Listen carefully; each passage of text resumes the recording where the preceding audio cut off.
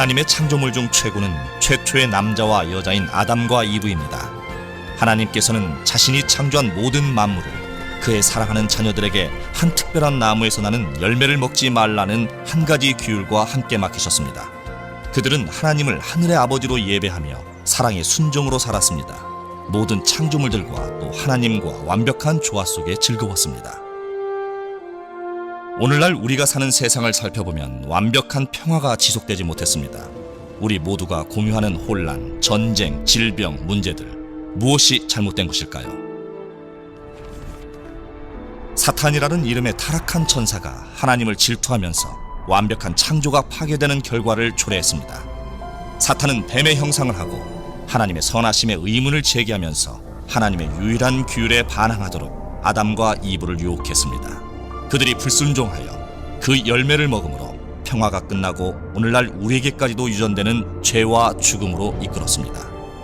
만일 우리가 정직하다면 우리는 아담과 이브와 매우 흡사합니다. 우리 모두는 하늘의 아버지께 반항하였습니다. 우리의 마음이 두려움, 죄책, 그리고 부끄러움으로 무겁게 되었습니다. 우리의 몸은 질병으로 지치고 죽음에 이르게 되었습니다. 지구는 폭풍, 재앙, 재로 시달리게 되었습니다. 게다가 죄는 우리를 하나님과 갈라놓았습니다. 지옥이라고 불리는 끔찍한 분리, 그 분리가 영원히 지속되는 결과를 초래했습니다. 죄의 결과는 파멸입니다. 피할 수도 없습니다. 바로 잡을 방법도 없습니다. 이 끔찍한 상황에서 벗어날 소망은 있는 것일까요? 우리를 지으신 하나님의 그 사랑이 모든 것을 다시 정상으로 되돌릴 구원자를 보내게 했습니다. 수세기 후에 하나님께서 보내실 구원자의 탄생, 삶, 그리고 죽음을 정확하게 알려주셨습니다. 성경의 모든 내용이 이 구원자를 지목하고 있습니다. 약 2000년 전에 예수님께서 약속을 성취하기 위한 하나님의 아들로 이 땅에 오셨습니다. 그는 기적처럼 처녀에게서 태어났습니다. 예수님은 우리들처럼 성장했고 이 땅에서의 삶을 경험했습니다. 그러나 우리와 달리 예수님은 절대 죄를 짓지 않으셨고 항상 아버지께 순종하였습니다. 예수님이 30대가 되었을 때 이스라엘 전역에서 가르침을 시작했습니다. 사람들을 하나님의 나라로 인도하고 많은 기적을 행했습니다. 몇 년이 지난 후 억울하게 고발되어 십자가형을 선고받았습니다. 예수님은 죄의 대가를 지불하기 위해 완벽한 자신의 삶을 기꺼이 포기하셨습니다. 그는 우리를 대신해서 죄 없는 자로서 죄인을 대신해 완전히 죽었습니다. 그러나 무덤이 예수님을 붙잡아 두지 못했습니다. 사흘 뒤 하나님께서 예수님을 다시 살리셨습니다. 예수님은 십자가에서 죽음으로 죄를 이기셨고 죽음에서 살아남으로 죽음을 이기셨습니다. 오늘 예수님은 모든 피조물의 왕이요 심판자로 하나님 우편에 앉아 계십니다. 이것이 하나님께서 만드신 구원의 이야기입니다. 참회와 신앙을 통해 우리가 믿고 살아가도록 하나님은 우리를 하나님의 구원의 이야기 속으로 초대하십니다. 믿기만 하면 모든 것이 변합니다. 그런데 미래는 어떤가요? 하나님은 사랑하고 친절하고 자비롭고 용서하고 인정이 많고 그리고 참되시기에 누구든지 구원을 위해 예수님을 믿기만 하면 생명이 회복되고 죄의 속박으로부터 자유롭게 된다고 약속해 주셨습니다. 하나님은 또한 모든 것을 새롭게 하신다고 약속하셨습니다. 장차 새 하늘과 새 땅을 주시고 죄로부터 영원히 자유롭게 하실 것입니다. 모든 아픔과 슬픔이 사라지게 하실 것입니다.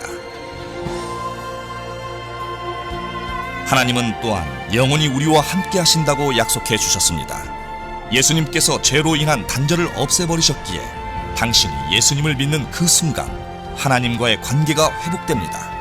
오늘 알게 된 모든 하나님의 사랑은 영원히 계속됩니다. 왜냐하면 하나님의 이야기는 결코 끝나지 않기 때문입니다.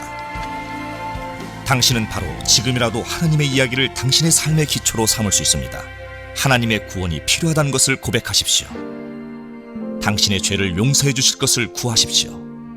오직 예수 그리스도만이 당신을 구원할 수 있다고 믿으십시오. 지금 이 순간부터 예수님을 믿고 따르십시오. 이것이 바로 하나님의 이야기입니다.